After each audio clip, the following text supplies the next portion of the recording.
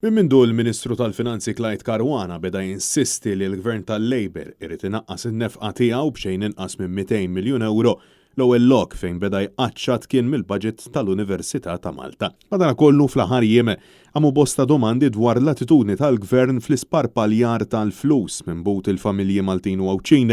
Tana kif minkejja d-diskors tas-sekkar taċ-ċinturin u l-fatt li l-Gvern għandu jżomm laqal fin-nefqa tal-flejes mit-taxxi tal-poplu, il-Prim Ministru Robert Abela nefaq mill-inqas 140,000 euro għal delegazzjoni ta' 30 persuna fi New York.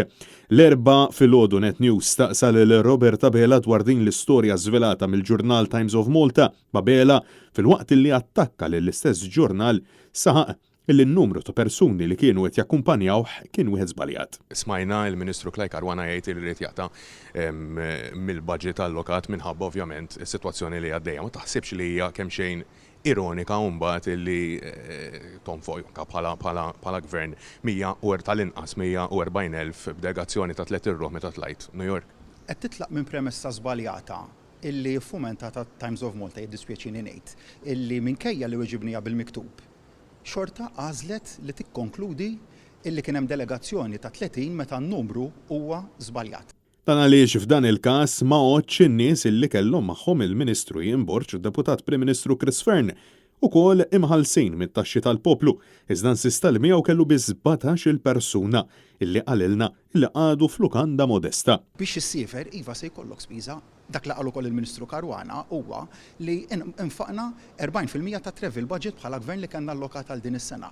Jiġifieri żgur li żgur ma għamilna ebda eċċessi, għadna f'lukanda modesta, daqs tad-delegazzjoni, istani tad-delegazzjoni tiegħi kien ta' 17 u mhux vera illi kien ta' 30. Mistoqsim it-Times of Malta minn ħalla sa' safra tal-mara tiegħu Lidja Bela u bintu, Robert Abela insista li martu kellha rwol importanti matul din iż-żjara f'New York. On the travel expense of your wife and your daughter, who paid for that? Bħal ma ġara fis-snin preċedenti, il-spouse il-mara tal-Prim Ministru ikollha l-attivitajiet tagħha.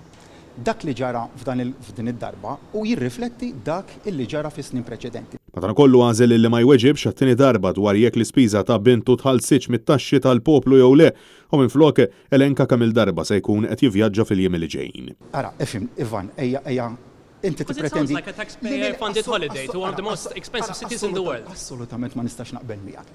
Jekk xi ħadd qiegħed jaħseb illi s-safar kostanti li qiegħed ikollna biex propju naraw il-pożizzjoni ta' pajjiżna partikolarment fil-qasam tal-enerġija nagħmluha b'saħħitha huwa xi vaganza. Jekk nhar il-ġimgħa taħseb li nsemmu Alicante fuq xi vaganza nitilqu l-ġimgħa filgħodu u niġu s-sibt fi sbieħ is-sijab ta' filgħodu, jekk il-ġimgħa ta' wara se mmorru Praga għal-vaganza u l-ġimgħa ta' wara se mmorru Brussell għal-vaganza naħseb verament ma tafx kif jimxu dawn id-delegazzjonijiet. Tant brabta ma' suċċessur ta' George Hisler bħala Kummissarju tal-Istandards fil-ħajja pubblika, Robert Abela, ammetta li kien qiegħed ikaxkar saqajh sakemm dan spiċċa mill-kariga. Minkejja il-kap tal-Oppożizzjoni u kap tal-Partit Nazzjonalista Bernard Grech diġà issuġġerilu aktar minn isem wieħed. Jien personalment emment li kien aktar prudenti li da dialogu jinbeda issa li Dr. Hisler definitivament ħireġ mill-kariga u mhux tibda bid-diskussjoni ta' saċċessur meta l-inkambent għadu qiegħed hemmhekk, jiena konvinti li jekk jirrenja il-bon sens kapaċi nsibu isem għal dawn iż-żewġ karigi. Francesco Catania għal Net News.